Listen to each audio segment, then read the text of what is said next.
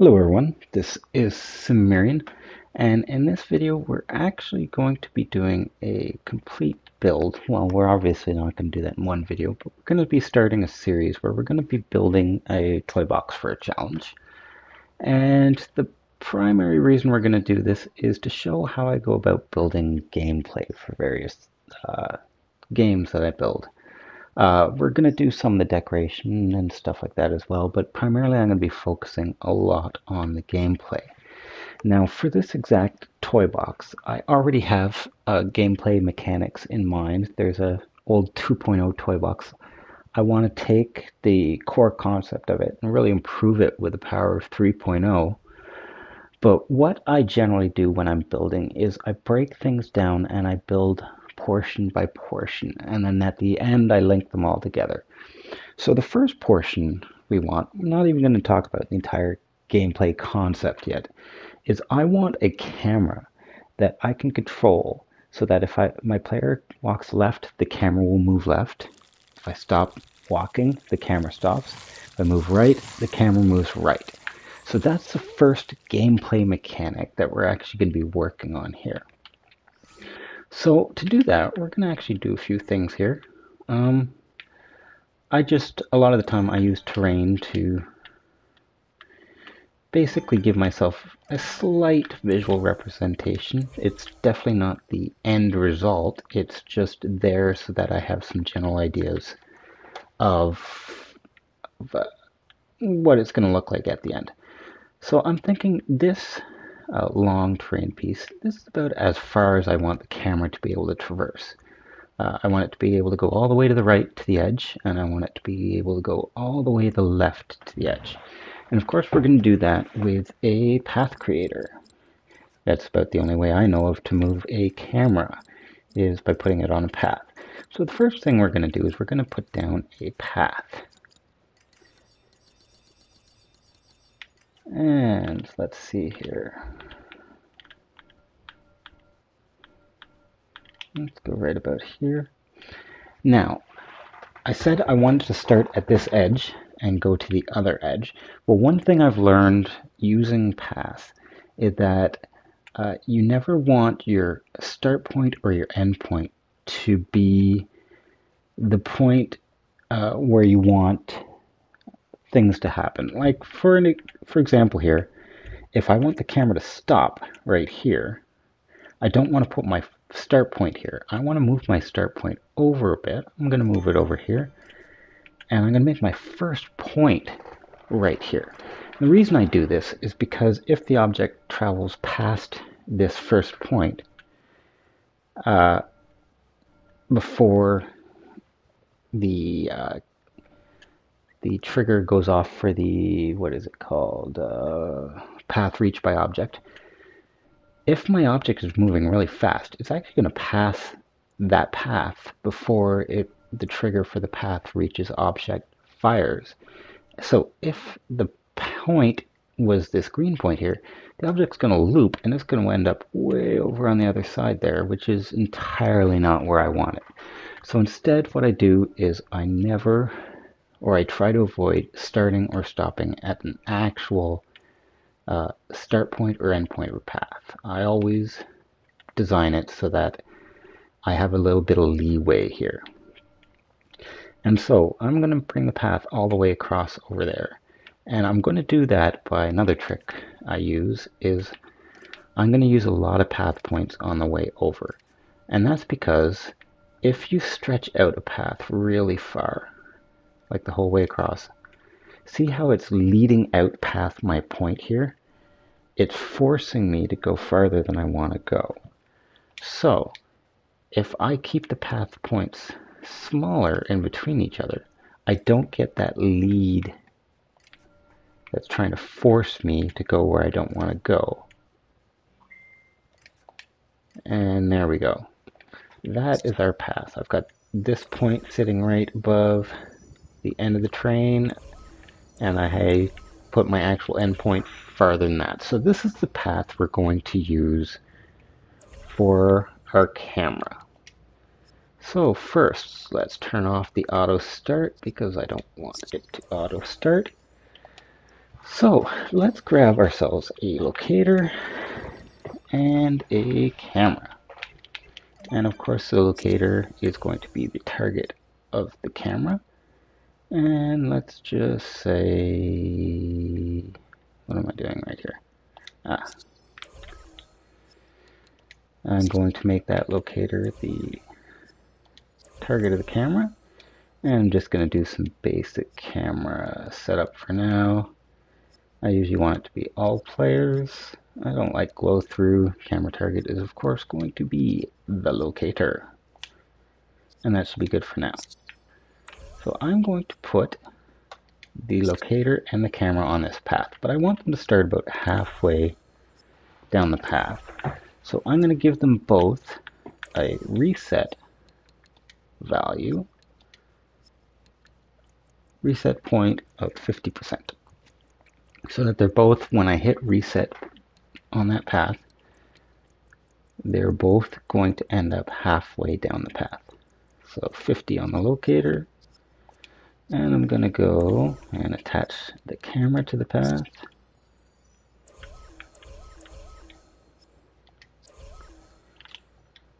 And the camera is also going to be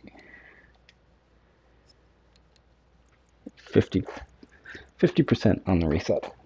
Now the camera, I also want to move it back so that, well, it can't be sitting on the locator because it's not going to work very well that way. So I want to move it back a bit. And I also want to move it, it looks like I'm going down because vertical offset of -1, but a camera actually starts higher on a path than a locator starts on a path. So even though I've just brought the camera down one offset, it's still actually above that locator. It's just decreasing the angle that we're going to be looking at the locator from. So I want my vertical offset to be -1, and forward backward I'm thinking -8, but we'll take a look in a second and see how it looks. Alright, so in order to see exactly what this is going to look like, we're going to put down a button temporarily, and this button will solely be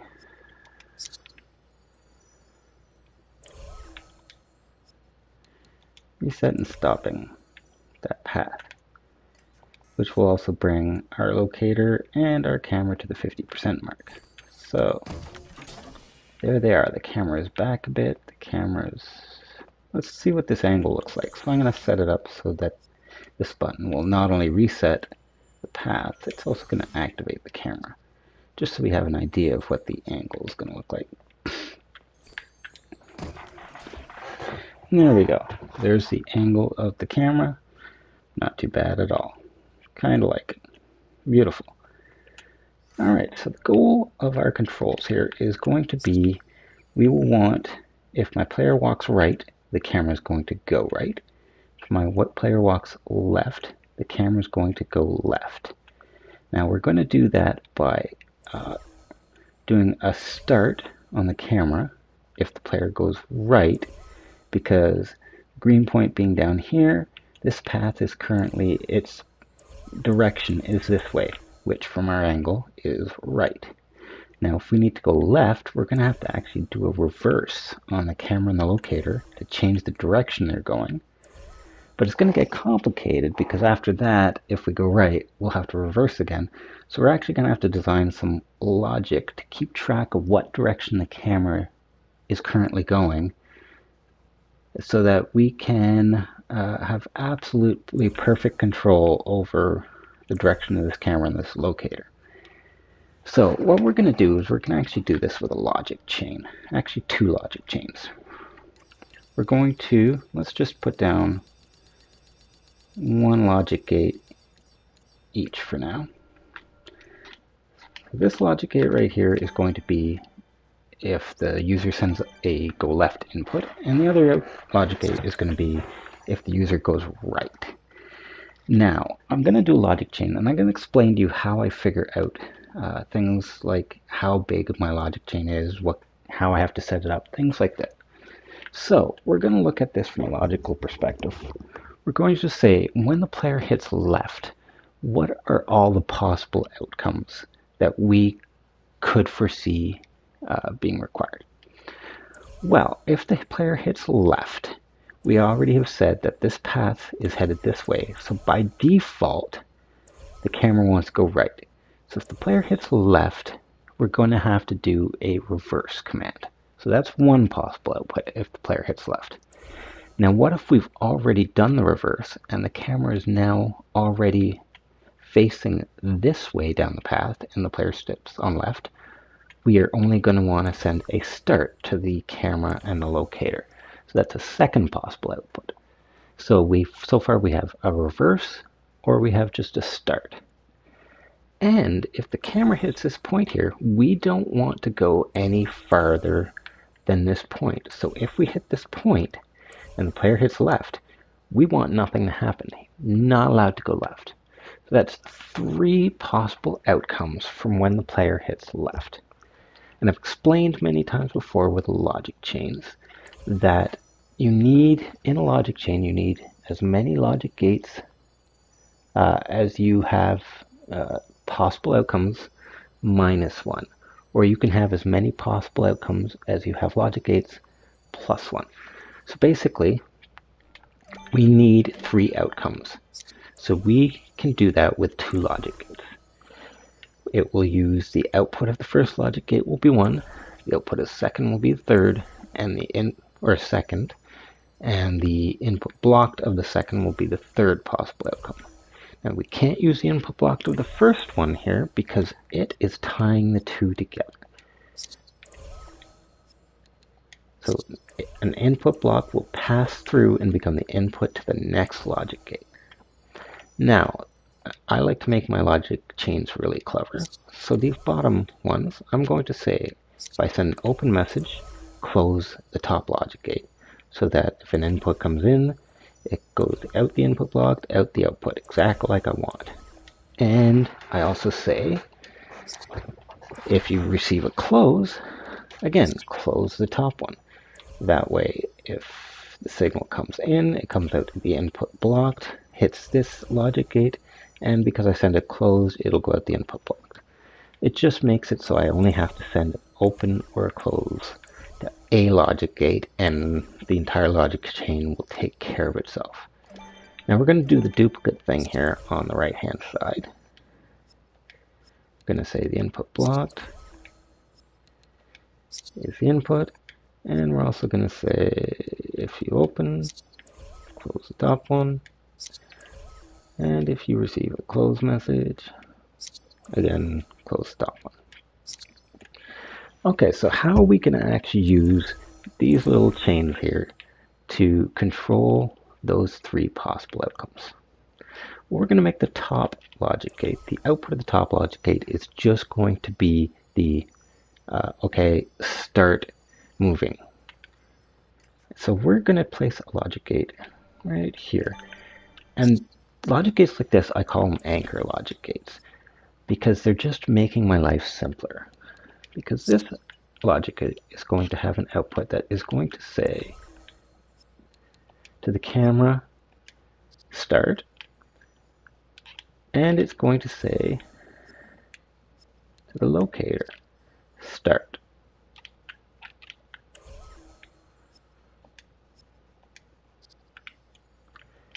And that way, all I have to do is send an input to this logic gate anytime I want the camera and the locator to start, which we're going to want a few possible options. Or we're going to have a few different pieces of logic that are going to require that start to happen. So for example, as we said, we're going to use the top logic gate to simply say, okay, everything's good. You've received the left or the right input, and all you have to do is start the camera and the locator moving. So the output of the top one is going to input to the start anchor, and the output of the right top one is going to do the same thing. Easy peasy. Now, how do they know which one is the right direction? We haven't got to that part yet. That is going to actually be the reverse function that is really going to bring that to us. Now the problem is, I'm going to put my character down for a second. So we're actually going to have the game set up so that if the player goes left, then the camera is going to go left. But as soon as the player lets go of the left stick, the camera's going to stop. And then if the player goes right, the camera will go right. And when he lets go, the camera's going to stop.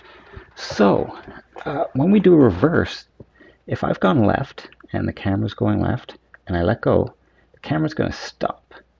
So if I hit right and reverse happens, the camera's not moving. So I don't just need a reverse. I need to say the reverse, and I also need to then start the camera moving again. So we're going to do that with a little piece of logic that is pretty quick, because we can't send both messages at the same time. We need to give a little bit of a pause in there, but we still want it to look like it's happening really fast, much faster than that 0.25 seconds of a time delay. So we're going to use our faster than a time delay little circuit here. And how this thing works is it creates a loop and it counts in this counter up to a certain number, and I'm going to say, let's try 8. 8 should be plenty fast enough. And if you didn't, I'm sorry, I've go through things fast. I turn off the visible display, and I always, on these circuits, set reset on target reached to on, so it'll automatically reset back to 0 once it's hit that count of 8, so I don't have to always reset it myself. So what's going to happen here is we're going to open this logic gate, which is going to start the counter counting. And once this target reaches 8, it's going to close the logic gate. Now when the logic gate opens, I actually want to send, so I'm going to say when you open, that's when I'm going to send the reverse signal to the camera and the locator.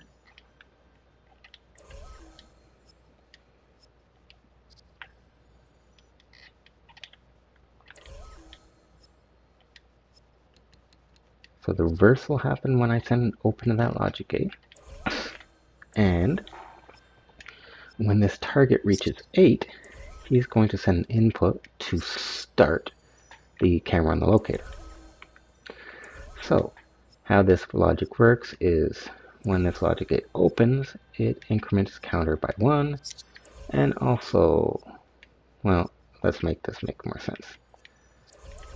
Now, when the counter's count changes, it sends an input to the logic gate, which we know is open because we just opened it.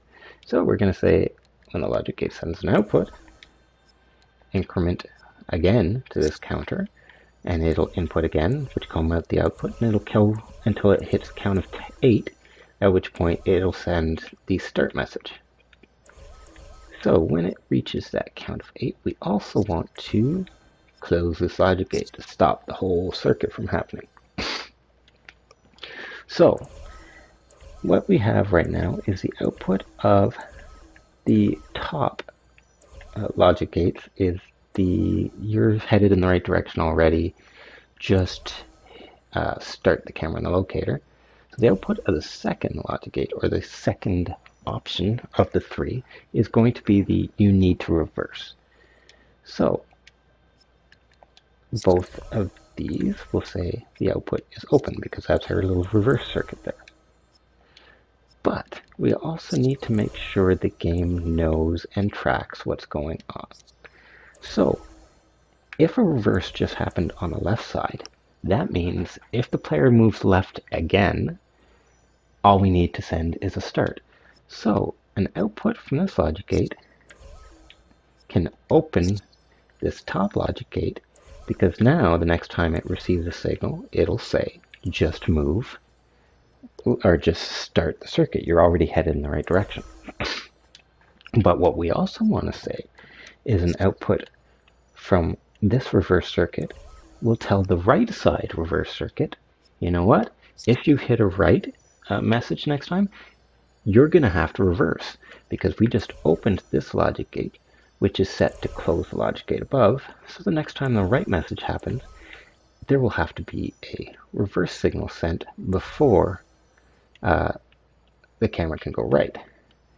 Now on this side, we have to do the same thing. We have to say, so if the right side then has reverse, it needs to open its own top logic gate to say next time, just start, because you're already heading the right direction.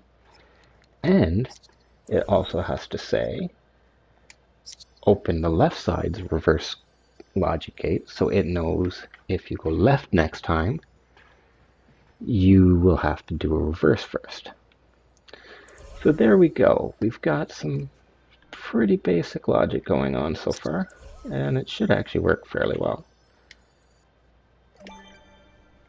I'm just going to put another anchor logic gate here, because at some point we're also going to need a way to easily tell the camera and the locator there to stop.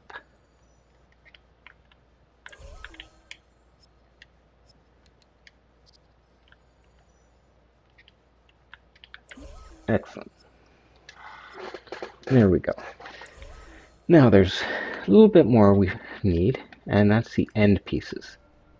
So we've already set up the logic so that our system knows if a reverse has happened. And let's also set this up so that when I push this button, it's going to be my start button for testing. As we said before, a path is already set so that the going right is just the right direction. Going left would require reverse when you first start in this box. So when we press that button, I want to make sure that top logic gate of right is open and the second logic gate of left is open. So say if you hit the left signal first, you're gonna have to do a reverse. So there we go for that, and we just need to add the logic for the ends. If the camera or the locator hits one of these path points, we want it to stop, and we want it to be unable to move that direction again until, and that's the tricky part, is until it's moved away from that path point. So how we're going to do this, we're going to do this with a logic AND, because it's a one-shot trigger. It will only fire once until I reset it. And I'm going to use a time delayer to reset it. So what I'm going to say is, if that point is reached by an object, input to this logic AND. And this logic AND, if it receives an input, it's going to stop the camera and the locator, and it's going to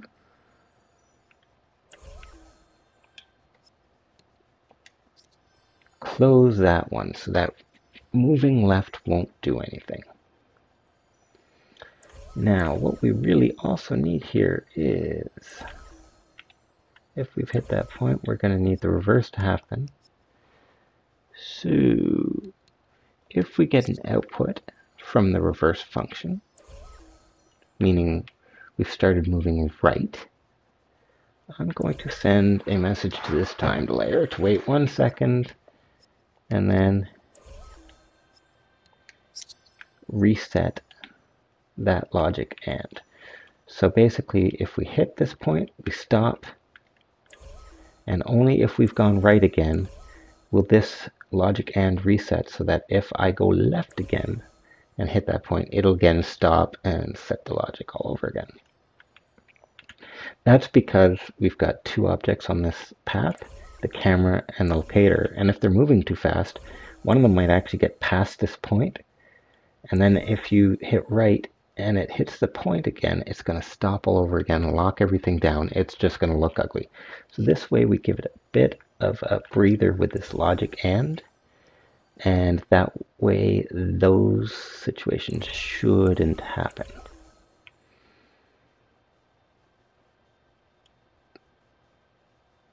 So, beautiful. So all we have to do is the same thing to the other side. We'll put down another time delayer. When the delay is completed, it resets.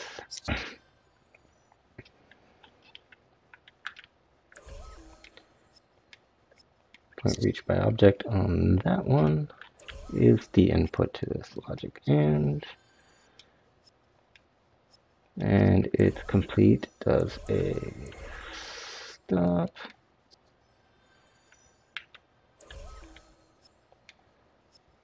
And it does a close. And the output of the opposite logic chain reverse function will set this time delay going to reset the logic AND. There we go. We have programmed our system so that the camera should move right and left, and it should know which direction it's currently headed. So if you try to go the other way, it knows it has to reverse.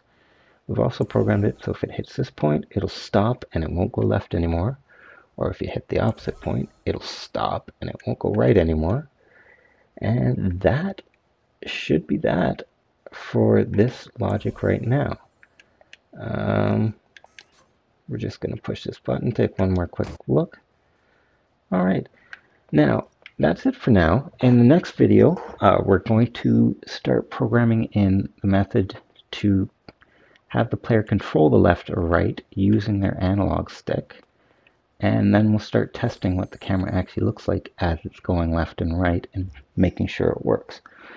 For now, this is Cimmerian, and this is a build of making a camera move left and right so far.